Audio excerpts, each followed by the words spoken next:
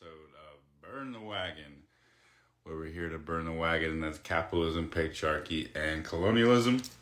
My guest today is going to be the homie Josh Bailey out of Santa Cruz, California, who's an amazing woodworker, doing all kind of stuff around community things in Santa Cruz. So we're going to get chatting about that, mental health, all kind of stuff. So I'm going to invite him in, and then, yeah.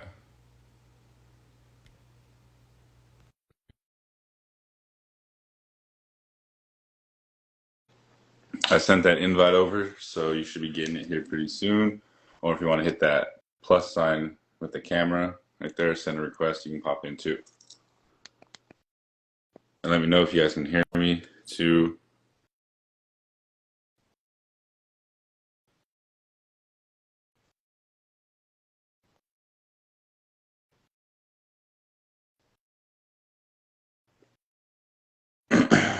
If you guys want to go ahead and follow us on Spotify, Apple Podcasts, all of that. All right, here we go. Hey, What's up? what's happening? How you doing today? Good man. Fucking definitely blessing to be on here with you. How you doing? Right on. Yeah, thank you for coming on. I really appreciate it. It's we ran into each other a couple times in Santa Cruz and weren't able to make it happen down there, but I think this is perfect timing. Absolutely. Right on. Okay, so I'll get started with a quick prayer real quick, and then we'll get going on the questions and whatever we want to talk about today. So I want to send love to anybody out there suffering from mental health issues. I want to send love to anybody that's suffering from domestic violence issues. I want to send love to anybody that's struggling from unhoused situation right now. I want to send love to any of our Palestinian relatives going through their genocide. I want to send love to our precious Mother Earth, and right now I'm coming to you from Pomo territory. So if you guys want to drop where you guys are at in the comments, that'd be dope.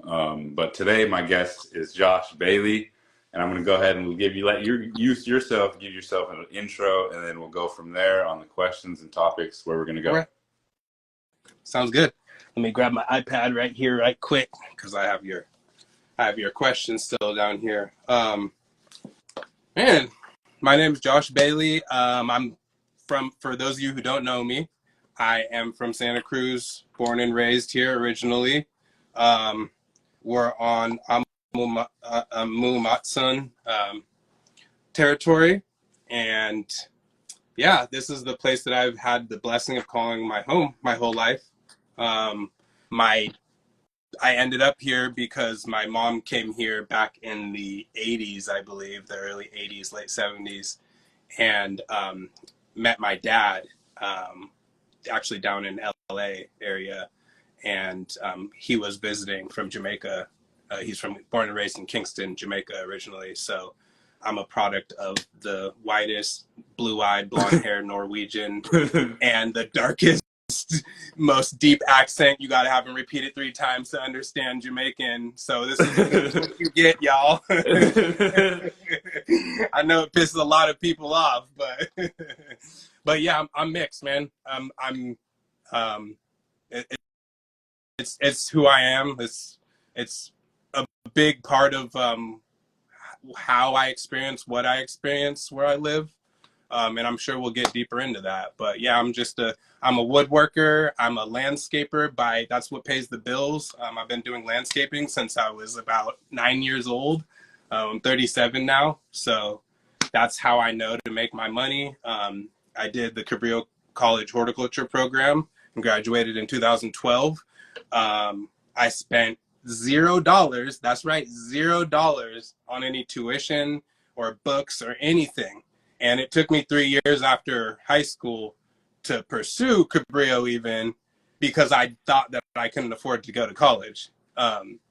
Little did I know there were grants out there, which I never really indulged in, but there's BOG, there's FAFSA, there's all kinds of different money out there. So if anyone sees this and was kind of ignorant to that, like I was for a few years, start at community college. You want to go to a UC or some prestigious Ivy League school, start at community and make a transfer, step your game up, go whatever way you want to go. And yeah, I would definitely encourage that. And that's also a big part of who I am. That's kind of why I went off Right on on. that. But yeah. I, I, I'm mixed too. So my mom is white and my dad was indigenous. So I connect with that. And she's white as Yeah. rice. So I know where you're coming from. And when I tell people that, they're just like, what? Like, Yeah. it always throws people off. Totally. Going back to your dad from Jamaica, have you guys ever been able to You travel back? know, I haven't. And it's kind of embarrassing to say that because, like, I have a Jamaican flag tattooed on my arm right here.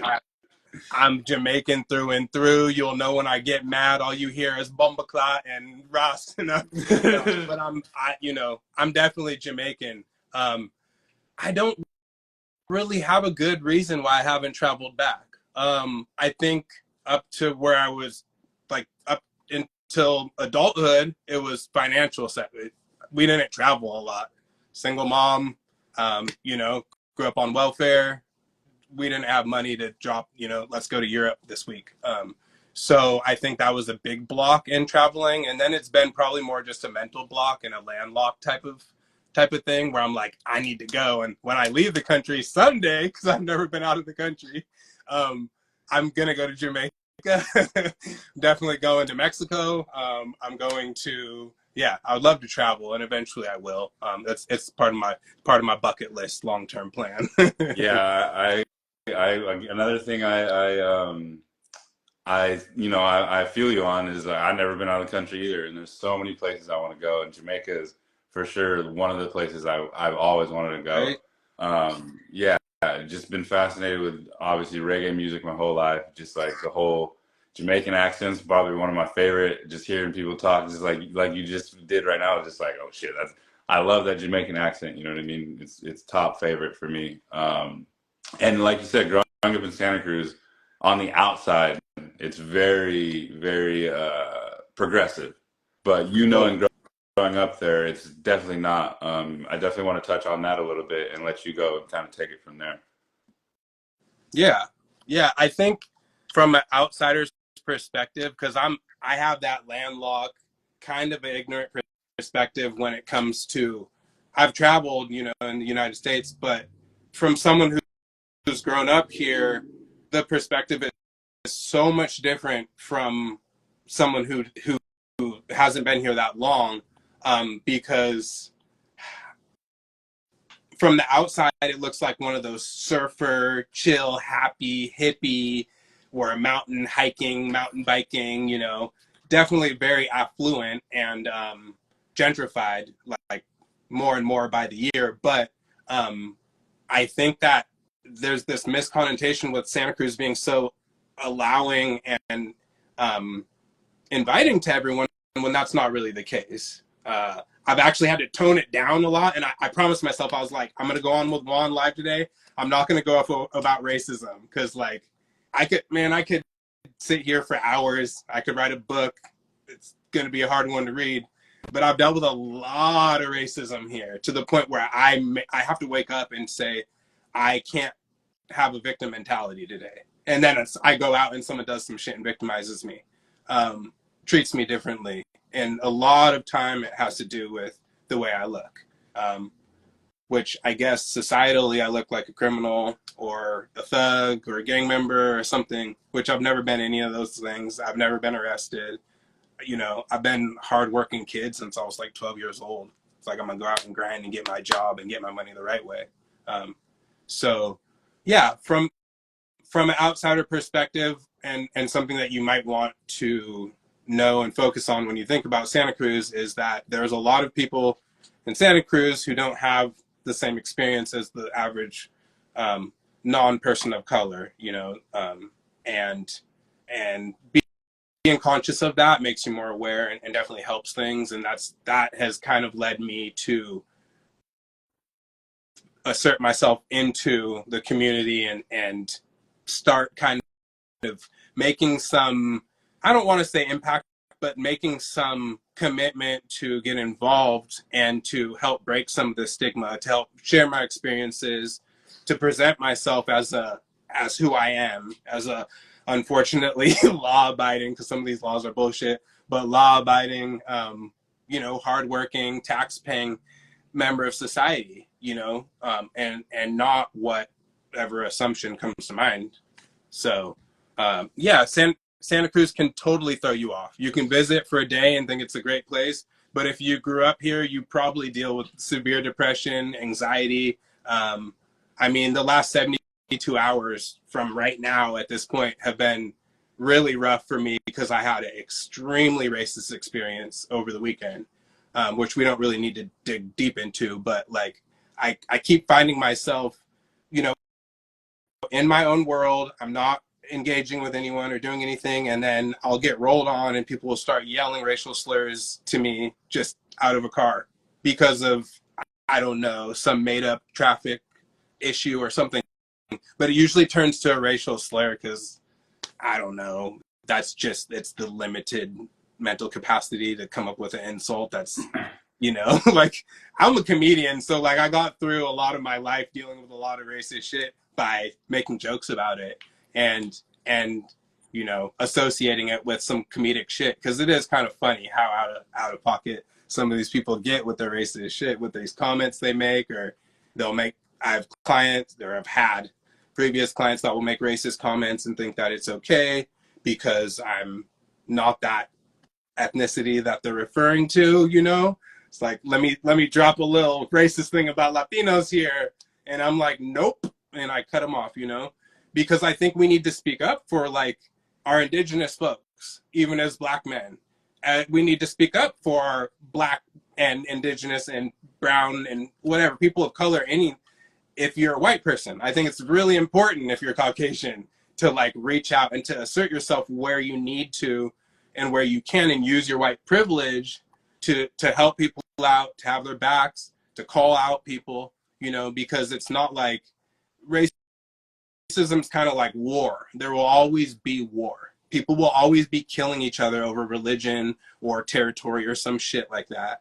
And, you know, I think keeping that in mind, but not getting discouraged. And that's like that's one of the, I know you're supposed to be asking the question. That's one of the questions I had for you kind of was, because it's something I struggle with a lot, is how do you keep a positive outlook on life, knowing that you're going to have to deal with more of this shit.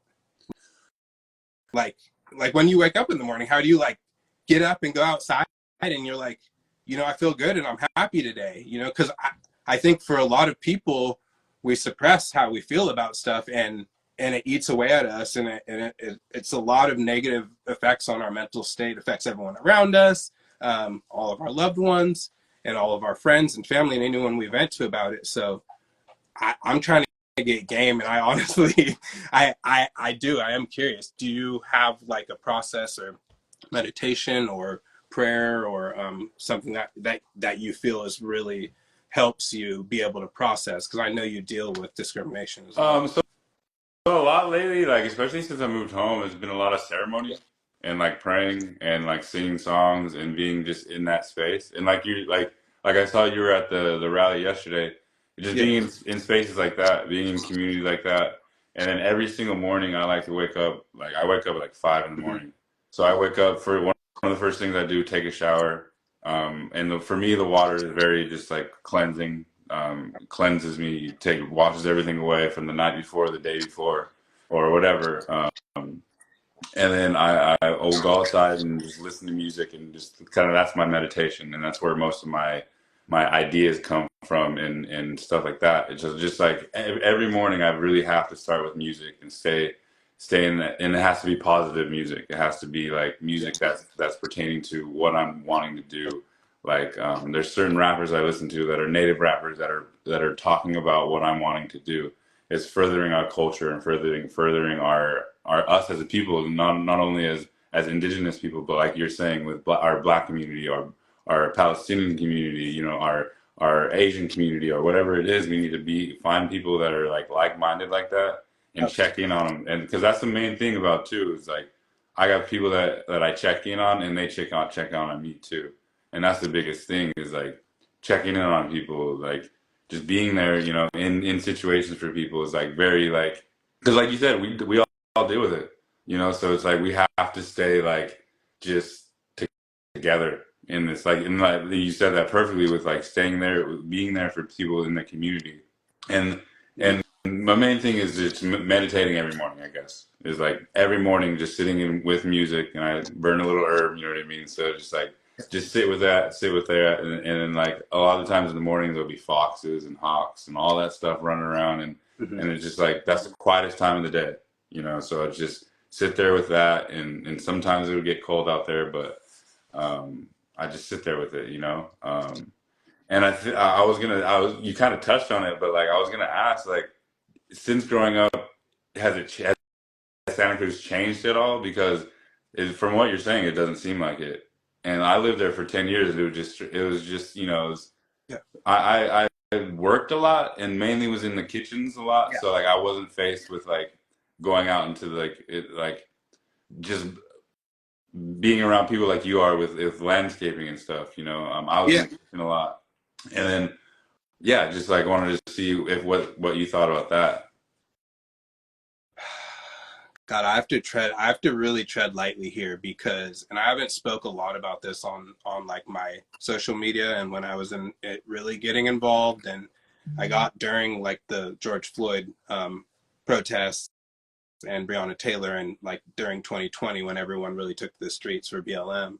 I feel like I was really involved and I was like putting so much in every protest I was there, like whether I saw people from the last protest there or not, or like I wasn't comparing to myself to anyone. I was just, I had to be there and I had to show up and show up for my community. I had to be there. I had to show that there are Black people here, that we are trying to set this tone.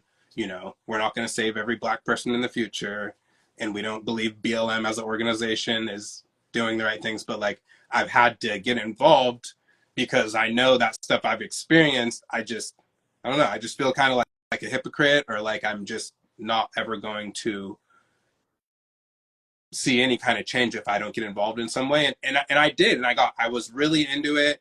And then, and I was meeting with this community members group who I was asked to be one of the kind of like mid to younger people in the group. And it was primarily boomers. And we met with the police chief, which had a lot of validity when I would say it to people. We met with the mayor at the time, Justin Cummings, who was also a Black individual, um, and UCSC alum. And we were doing things, we were talking, we were getting the police chief locally. He banned the carotid chokehold and carotid artery and restraint and chokehold thing right after, for his whole force. Right. So we were just doing little things. There were a lot of people talking and saying the stuff you guys are doing isn't really going to make any change, but just changing the tone and setting the tone for for the town. I felt like just really responsible, as part of this 1% of Black people in this town specifically. And this year and in 2023 and towards the end of 2022, I kind of toned it down a little bit, and I realized that I have been experiencing racism my whole life here. I experience it on a weekly basis. I wouldn't say it's a daily thing, but just interacting in society. And it comes in so many different forms. There's covert and there's overt. The covert, I like to, it usually is associated with white people locally. Um, and we don't really have Asian community here, like not a large Asian population, but I get it a little bit from Asian people that interact with or come in contact with. Um, that's the covert. They're kind of nonchalant about it. They're kind of, they'll drop a little racist term or word, or say something that's kind of demeaning or degrading to you, or won't credit you for your intelligence or your quality of work or whatever, your personality, your intellectual being. And I can kind of deal with that. I can kind of be like, oh, they're prejudiced, whatever. I can deal with it. But it's the overt racism when people roll up on you and just start yelling the M word. I always call it the M word because, like, and this is where I have to say I have to tread lightly. In Santa Cruz, it's the M word. It's mayate. And I'm not sure if you know what that word is, and excuse me if I'm offending any of the people I watching. definitely But No, it's a derogatory term in Spanish for sure. exactly, right. And I've asked people from Spain, I've asked people from Honduras, I've asked people from Brazil, asked people from 3 different parts of Mexico, and they all have had different reactions to what that means. They all have different meanings depending on where you're at in the world. In the U.S., it's the N word. Um, it's the N word, and but it's a cultural thing. It's primarily Latin American culture. Um, so I think a majority of the overt racism that I've dealt with. Oh shit, we just lost like three viewers. I'm just kidding. The overt racism I've dealt with though, and it's been in a lot more hateful way, like F you, I'm gonna hurt you, I wanna kill you, we're gonna chase you and we're gonna stick you type of thing that I've dealt with throughout my life has always been from Latinos or Latinx community. And it's weird because like I'm so colorblind. My mom looks nothing like me. My best friend looked just like my mom. My girlfriends have looked like any, Latino, Asian, black, white, whatever, my whole life. I've never been like seen color really, but I've dealt with it a lot. So, and that overt racism that I've dealt with so many times, and it's so primarily from this one ethnic group, it's pushed me to this point where I'm like, guess what I'm doing this year? I'm getting more involved. I'm getting involved with your racist asses fucking children. That's right. I'm coming for y'all's kids. At a young age, I've decided that this year I'm going to start community stuff. I'm going to start community outreach. I'm going to start primarily, I think, Life Lab and garden programs. I want to get involved. I want to go to whatever schools don't have them. I'm going to try and start them. If a school already has one and they need someone to teach people or fill people in, I'm going to do it. And I'm going to focus in the Pajaro Valley. And I think that breaking that stigma and breaking that generational racism that's like really, really deep rooted is going to come from like actually groundwork and like getting out there and not marching and protesting, but like actually interacting with these kids on a one-on-one level, the same way I did with any advocates that I had growing up who impacted me, and realize I don't care what my dad says, that he says all black people are trash. I knew this black guy from my Life Lab and he taught me how to garden. I knew this guy and he listened to my problems the way that no one else did. I knew this guy and he taught me a lot of things about humanity and about this moral obligation to stick up for people. To if you're the bigger dude and someone's getting bullied, go over there and get in the bully's face. I don't know. That's what I used to do. It's not everyone's cup of tea, but like I feel responsible for people's well-being when I'm around them. Like you watch a electric wheelchair tumble over in an intersection, and you see there'll be 35 people in the whole damn intersection, and not one person goes to that person's aid. And me, I'm like, what? This has happened multiple times in my life. In my mind, I'm like, how can you not? It's not like a question for me. It's a reaction. It's like seeing children with their skin melted off in Gaza.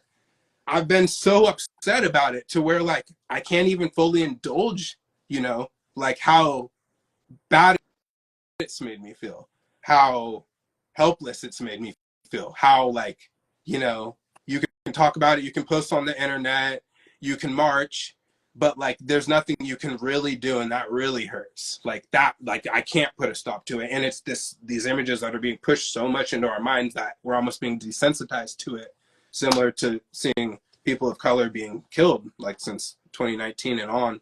It's like instantly getting televised so much more. So I just feel like it's really important that we have advocates and that we have influences in our life at a young age who teach us these life lessons that we may be lacking at home. Like we might not have the parents that really are humanitarian, like mind, based people mentally. And who knows, like you may be the only safe space for some of those Yeah, kids. You know what I mean? absolutely. some of those grow, growing up as a kid for myself, some of those people were not the only safe space, but I dealt with childhood trauma that I feel like I was definitely searching for those advocates. I was like, where are these people? Where are the grown men in my life who are influences, who are positive? Like, not like, oh, but your dad, this, everyone loves it. No, I need positive role model influences who are there for me and have shown that, and not to knock my dad or my stepdad or anyone, but like, because there's woulda, shoulda, couldas, I'm sure, and I love them for how they were there for me. I had a lot more father figure in my life than a lot of my friends, and I'm so blessed to have that. But at the same time, I don't have kids, but I would be nothing like either of them. Like I'm gonna be that much better, whether I have kids someday with my wife or we adopt, whatever. Like or if I'm just an influence to these kids in their life lab at school. Showing them, teaching them about earthworms and shit and compost. But like, I think it has so much to do with school shooters, so much to do with clinical depression, with anxiety that people deal with the school to prison pipeline system, lack of male role models. It's just such a huge staple that is like missing out of our society, and it's been kind of like glorified, and like people joke about it, how if a black guy is, if you're a black guy, you're a bad dad, or you're not around, or and it just kind of gets kind of swept under the rug. And I don't think people really understand how big of an issue it is for society, and just for how positive of an outcome you can have Yeah. as an adolescent, because a lot of my friends didn't make it out. I have a lot of friends who are like no longer here today, and I feel like maybe they wouldn't have been saved from a better male advocate, or advocate in general. I don't want to sound like I'm like it's only masculinity, but I think for men at a young age, I think it's really important to have a male role model who emulates what you're doing, and shows you positive structure and shows you positive interactions with other people. Oh no, I agree. Because like growing up on the res, like there wasn't any super positive. I mean, there was, but I was more drawn to the toxic more role models. You know what I mean? Like, so yeah, Guilty too. there's one or two that existed, but like for some reason everyone else followed the toxic role models. Yeah. So like, oh, that's what I want to be. And like there's also so much I don't know, I don't want to say hate towards the black community in native communities. And like you said, I want to change our narrative about that. Right? I want to do whatever I can to be in black spaces and support black community, that I people in my community see that and they're like, okay, like let's get in this community and find out who this community is, because we hate on them, but we also take so much from their culture. Like natives want to be black so bad, and it's like we have the same struggles, we have the same oppressor. Why are we like sitting here beefing on each other when we could just be organized? Yeah. So I completely. I deal with that a lot with the Latinx community. It's been the worst hate. Like I've been jumped, I've been chased. I've literally hidden ponds and come up out of water, and I hear, "Oh, let's gut that fool," and I'm literally walking home.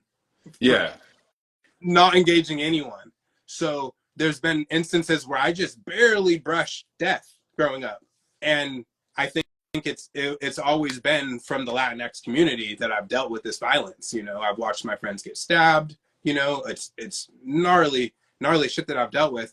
But I also grew up salsa dancing. My mom's boyfriend was from El Salvador. I was the one kid who would go from group to group to group when everyone was segregated in junior high. I was over there with all the Mexican kids, because kids would be like, no, those are the Mexicans. Oh, they would segregate, and they would segregate themselves too. And I would go over there and I'd be like, what's up, y'all? Hola! Like, what's happening? And that's how I was by nature. And when I got into high school, like I dealt with more of the like hate. It wasn't like, oh, a little racism here and there, I'm gonna have to fight or whatever. It was like hate.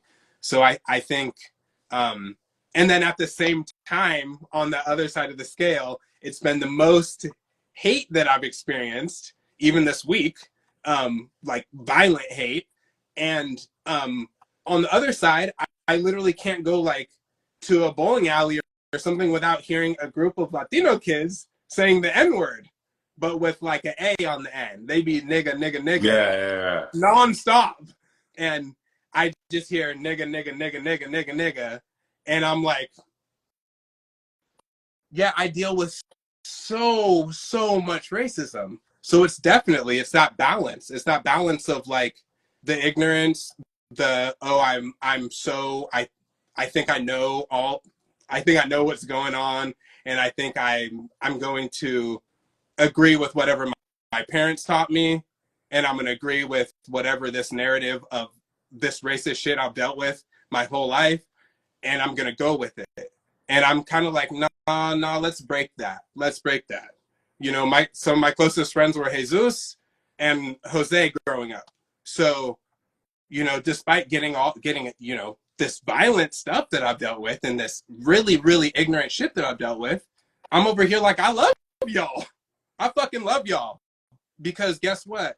When it comes down to it, I know something that you don't know. And I know that we're all the same.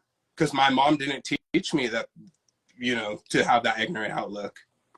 She taught me to be inclusive and to like hear people out and to rap with people and to not just pop off when people pop off at you, because it's kind of like my time here is limited, you know, so I'm gonna tread lightly with how much I engage in you trying to incentivize violence, you know. And I've dealt with that my whole fucking life.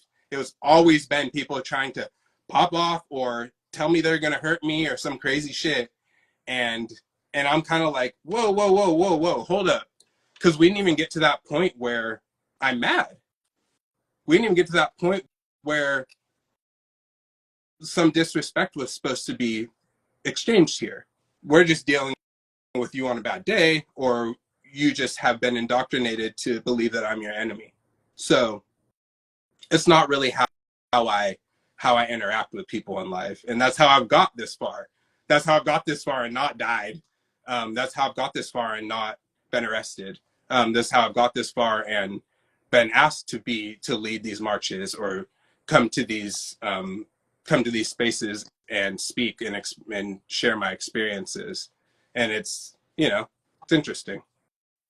You know what's crazy about Santa Cruz too is like I feel like the white boys out there are hella racist, Yeah.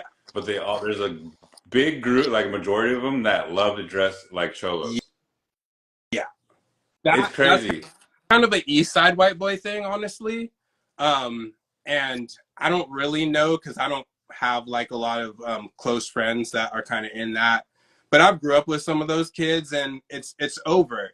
It's it's covert. That's the I got a black friend, or you know, I'm not racist, but I'm gonna preach all this racist shit, or I'm, you know, I was racist at one point, but I'm not really anymore. But I still only kick it with all white kids. Yeah, I haven't really dealt with the violent side of that growing up.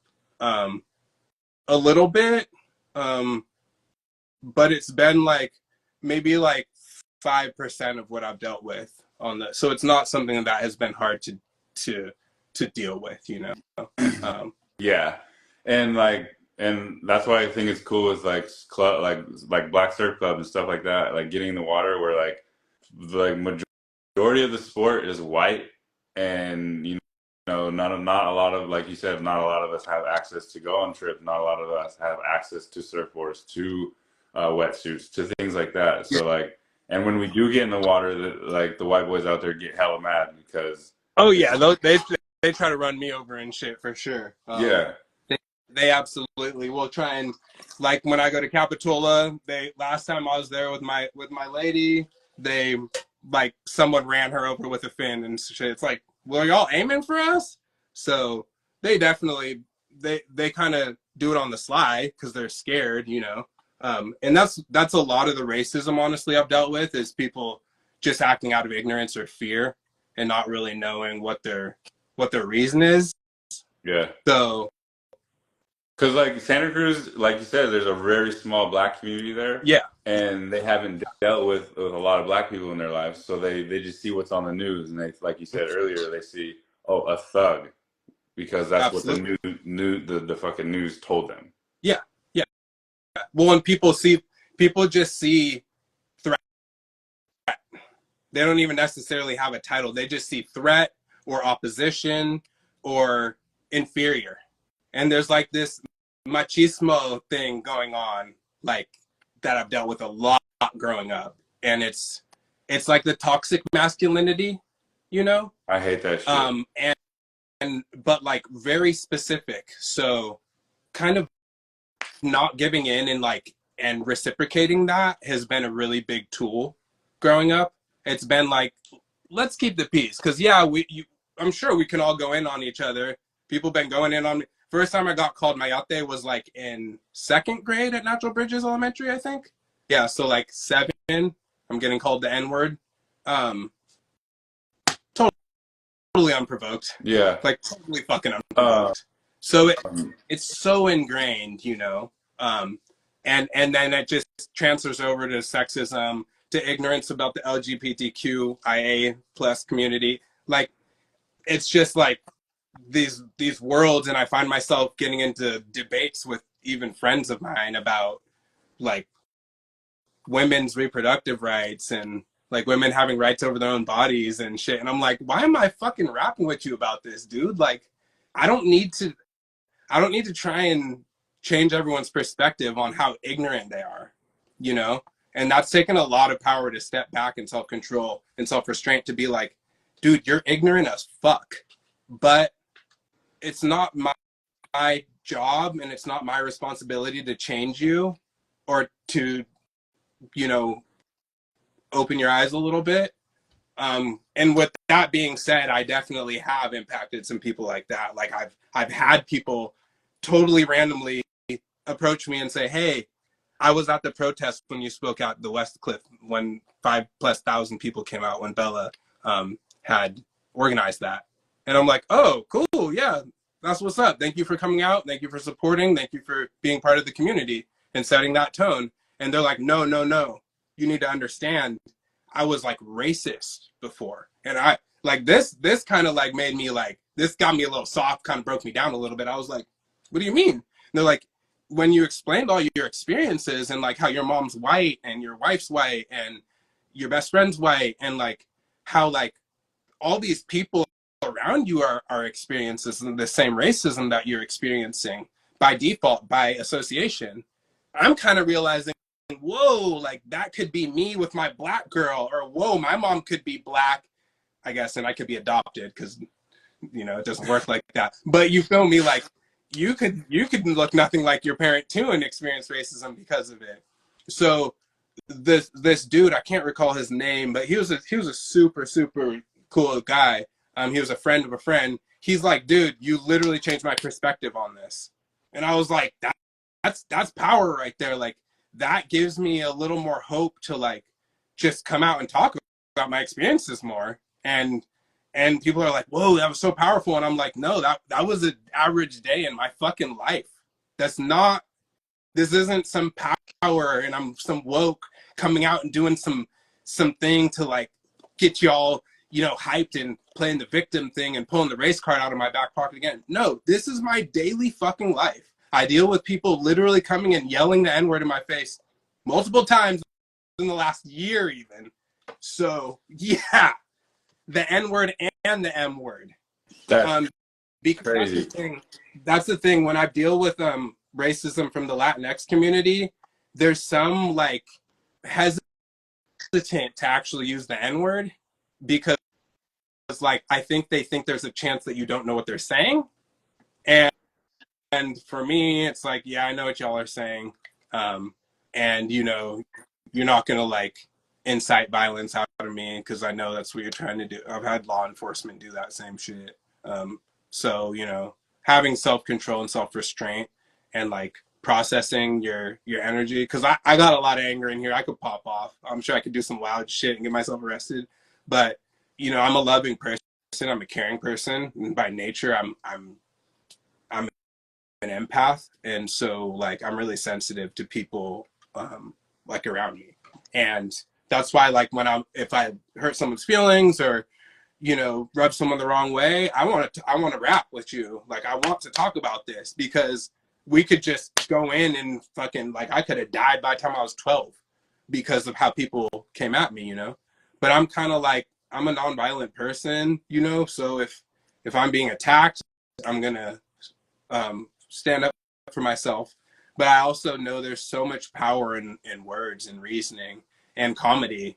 I used to get bullied in school, and I would be cracking jokes and shit and clowning them because they couldn't really like, what are you gonna attack me?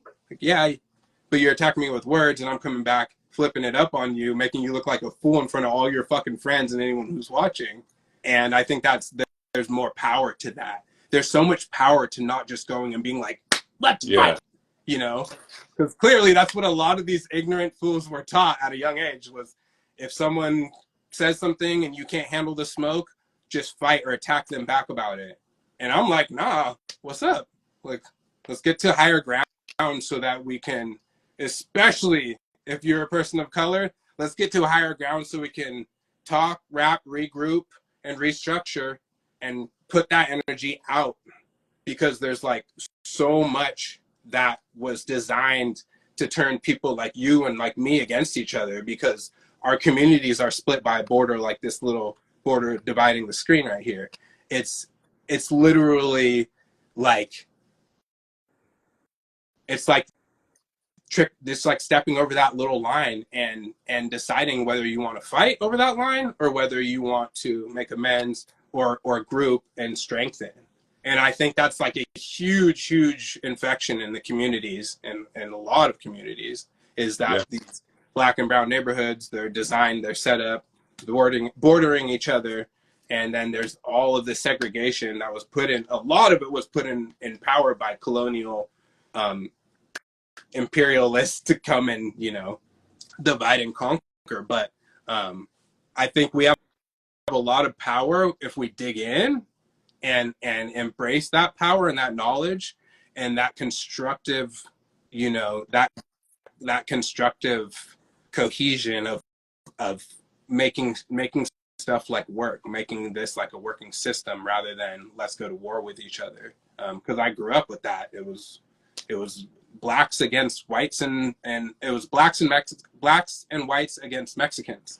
That's how it always was in junior high, high school, whatever, you know. And I never really understood. I was like, half of these motherfuckers are my friends. Like, why do we got to be so divided? And it sucks. It really sucks. The Like, professor has done a very good job at brainwashing us into these things. You know what I mean? Like whether it be like our toxic masculinity, which plays into hating the LGBTQ plus community. absolutely. You know what I mean? Which plays into all kind of things. Like the homophobia is wild. It's so wild. In my community, it's crazy. Like, okay, yeah, and here too. Well, like I'm not sure about your like the black here community. too in Wagon, Santa Cruz. Homophobia is you can wear like you can be expressive here and but you still are gonna get that hate. You know, you're not safe. There's just like if you go to San Francisco, there's definitely more LGBTQ people in that community. They've always gone to San Francisco as a safe haven, actually, as a sanctuary city. But you're also going to get those haters. You're going to get the ops. There's going to be people out there talking shit, whatever, making comments towards you, discriminating against you, whether you're trying to find housing or just going to a restaurant. You're always going to deal with some form of it, regardless of what community you're in. So yeah, I deal with it here. I deal with it with, like I was saying, acquaintances or friends. Like we have talks, and they'll tiptoe into stuff where I'm like, sounds a little sexist right there. Like, you really think that women should be held to a different standard than men when it comes to sleeping around? Fuck, I don't know. You know, it's just simple as shit like that. I'm like, I grew up in a house full of women. So like, I'm going to go at it with a lot of guys. You know, we're going to get into it over this shit because I have this perspective. I have a feminist perspective. Yeah, on a lot of shit. Because I grew up listening to women talk about what's like a four sisters, you know, and I grew up listening to them talk and debate about toxic masculinity. And it's definitely helped me a lot. And I have worlds to learn about women. I know don't don't DM me asking questions about what do I do with my lady, but I have been in a relationship for a long time, and I think a lot of that has to do with having respect for women, being able to interact with women outside of my relationship in a healthy manner without having some weird, you know, sexual connotation or expectation for some favor in return. Because I think a lot of men can't even have a conversation with a woman without being like, "Hey, buddy, yeah, he wants to have sex with me. She just, she rubbed my hand when we shook hands." It's like, what the? Yeah. So there's a lot of guys that have these like weird outlooks of women, and I don't know. I think it comes from just the same media, and then their family. It's like a lot of stuff's cultural. Or you're friends with a girl and they're like, oh, you're fucking. The guys are like, oh, you're hooking up with that girl. You're fucking. It's like, no, I can't. Especially if she's good looking, right? Like Especially. I can't have a girl that's like a friend. You know, like that doesn't. It's not able. Like guys aren't able to like process hanging out with a girl without sexual like things happening. Yeah. And I just wanted to touch on this because we got about like 12 minutes left. Yeah. What reparations mean to you? What does that mean? Giving people land, or does that mean giving people individual money or individual land? Whatever. Like, what does that look like in your head? Fuck. That's a deep one, man. And I know I've had that question to think about, and I've watched every Burn the Wagon episode that you have out there, which I've learned. Oh, wow, my mind has opened up so much, especially about Native cultures. I think reparations, I think it's kind of different for different cultures. And I think a lot of it's different for different cultures because a lot of it's come from colonialism, that we're talking about reparations. The whole reason we're here talking about land back and stuff is because it was taken in the first place. So I think that like white European powers have constantly like pillaged this whole globe. So there's a lot of different cultures that are like, hey, reparations over here in South Africa. We've experienced genocide. Gaza's melting down to the ground right now. You know, I'm sure as a Native person, you can say, I got this long list and my elders got these lists, and man, y'all been fucking up shit for a long time. You know, we're in that same boat as a Black American. I have the Caribbean in between. I don't have Black enslaved African blood from the U.S. Mine was one of them ships that went whoop, down here in the Caribbean instead of the U.S. Which a majority went to South America and stuff. That's why everyone's dark in Brazil. But that's a whole nother thing, though. But yeah, like out of so many millions, like there's all these different numbers. But I think reparations for a Black American would mean so many different things. I think more than like a physical asset of land or money back, like some kind of stimulus or something. I know that they were talking about doing that for a long time. I don't know if the government followed through, but I think it would have to do with systemic change.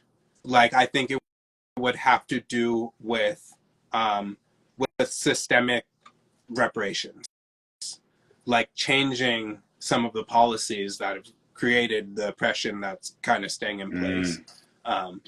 Like a lot of the stuff, some of the things that I learned from watching and listening to your podcasts were how a lot of tribal land is federal land, federally protected land, right? And that if you're committing a crime on a res, that you might have a federal charge opposed to a state or local charge. Yeah. And that scared the shit out of me. And that also played right on into, you know, the oppressive systems powers put in place a long time ago. So yeah, I think it's different for everyone. And I'm Jamaican American, so I would have to see some Caribbean reparations as well, because there's a whole nother world of enslavement and everything. I like to ask a lot of natives is like, what does land back mean to you? And a lot of it has boiled back down to like, the land doesn't belong to us. Yeah. But we would like at least access to this land. Absolutely. To be able to hunt, fish, gather certain materials, things like that. And I think, and I asked Greg Speed last time what does reparations mean to him, because it's different for, like you said, it's different for each person. Like one person might want to see that in land. One person might want to see that. Give me all that. Give me that money. I want to make it rain. But I know a lot of people in my community aren't great. We don't have the financial literacy to like get a lot of sums of money. So I think it would have to be like played out into small like checks. That's just what I've seen from people. Like, I'm horrible with money. I got the stimulus checks and I was like, oh, I'm gonna go buy some Jordans. And I was like, oh wait, I got bills. You know? So like, I think that boils down to it too. Yeah. I think land and physical reparations seems more realistic. I think it's kind of a little it's a little bit of a dream to like see something on a systemic level, and I definitely agree that like something physical that could be accessible like pretty immediately could help a lot of people, and a lot of the disadvantages that we deal with like socioeconomically are based on like the oppressive systems put in place. So I think like a little stimulus might not hurt. I know that I've personally lost like 6 different clients in the last 4 years. Like long term, I worked for them for years for different reasons, dealing that pertain directly to race. Yeah, and I just thought about this too. Is like, okay, a lot of museums have a lot of native like regalias and baskets and all these things, right, that have been stolen. But think about how much of the African just kings and queens, just like things that were lost in that transatlantic slave trade, brought over. Just like so many things, like just everything just lost along the way, you know, like that people don't really think about. Languages, regalia, all kind of things just lost along the way that I honestly didn't think about till right now. Humans, human life too, like lots of human life. For both of our cultural backgrounds, we can relate that like we were just, you know, like I think Native people it was a very genocidal approach, and African Americans and Africans, it was more of a like we kind of like want to multiply you and use you as like you feel me, like because they brought about 7 million roughly Africans to the US, right? But they brought like hundreds of millions to South America. So of those 7 million that hit North America, they just started multiple. They were breeding, literally. They were like, you're big, you're strong, you're like they were selective breeding to make stronger, bigger humans. And so I think a lot of that it's all genocidal in the same way, because you're stripping people of their culture and everything. But yeah, it's crazy when I watch numbers just on how much was done to Native peoples with disease alone, like not guns or physical interacting, just touching down, spreading disease and getting back on a boat and leaving. Like it's insane. It's insane. And Somewhat, some of it I feel like was, I mean, obviously they were out there killing and slaughtering people, Yeah, but just the diseases on like in itself was kind of like people's immune system wasn't just used to those diseases. So even coming in contact with a conversation with these colonizers could have just an innocent conversation with them could have yeah, just took out a whole tribe. absolutely. Yeah, I mean, they were out there slaughtering, and possibly some of it was on purpose. But like, there's definitely some instances where just like that shit happened on accident. they brought all kind of fucking gifts on that Mayflower, didn't they? Yeah, We got yeah, these gifts. Yeah, yeah, it's rough, and I've definitely in the last year I watched a PBS documentary. The only reason I'm mentioning this is its validity and its importance about the buffalo, though the American buffalo and the American bison, and it's very interesting how that was a tool. They use that as a tool to literally oppress and starve and take food sources and land and yeah. And I'm just learning that the same type of thing kind of happened with the salmon too. yeah, yeah, Like unknowingly, when they would put up those dams up in Northern California, it just kind of, I mean, they probably didn't know they was going to cut off the salmon, but like, you know, like they put up those dams and then the kind of same thing, like you don't see any pictures of salmon piled up like the bison skulls, you know, that famous picture. yeah. That's sickening. Yeah, That's but I kind of same horrible. thing happened. But I definitely want to thank you for coming on because we only get an hour, and I Yeah, don't want to. Last time I went over an hour, they cut me off, and I didn't know what happened at the end. you're like, But I well, want to be able to post this. But I that's thank you what's so much for coming on. I really appreciate it, and like just man. being vulnerable, being open, being letting people know your experience about Yeah, Santa Cruz, but because not a lot of people know. And yeah, just anything else before you head out. And yeah, thank you so much. I've been talking down on Santa Cruz a lot. Not really though. I've been here my whole life. I'd say Santa Cruz is a great place to live and a great place to raise your kids. You're going to experience what I've experienced here anywhere, but it's not different than those other places in that Yeah, sense, So, but it's such a beautiful town, and I probably will live here my whole life. I don't know. There's a chance I could leave, but it's my town. As much as it's not at all my town or my land, and I literally live on like native ground because I live near downtown. I live near the river, but this is a very sacred area here. But yeah, it's a place I call home, and acknowledging that you're on sacred land, I think, is important on a daily level for spirituality too. absolutely. I thank you so much, and I look Thank you forward so to much.